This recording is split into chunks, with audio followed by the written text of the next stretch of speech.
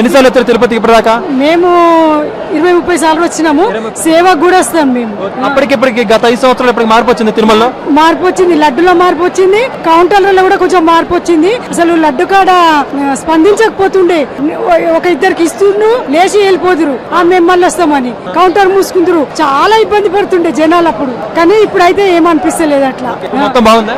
ఇప్పుడు మంచిగా ఉంది. లడ్డు టేస్ట్ ఎలా ఉంది ఇప్పుడు? ఇప్పుడు మంచిగా ఉంది.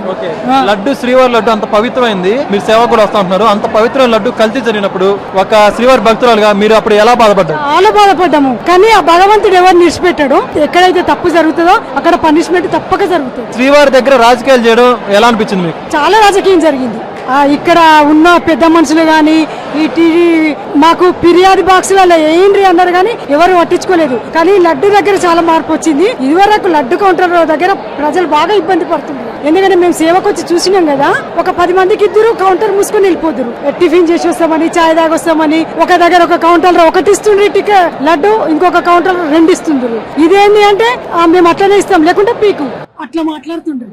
దూరం ఉంది మరి ఇప్పుడు దూరం అయిన ఎట్లా అనిపిస్తుంది? ఇప్పుడు మొత్తం బానే ఉంది. ఇప్పుడు మంచిగా అన్నప్రసాదం బానే ఉందా? బాగుంది. మొత్తం ఇప్పుడు సంతోషంగా ఉన్నారు, సదుపాయాలన్నీ బాగున్నాయి. ఇప్పుడు మంచిగా ఉంది.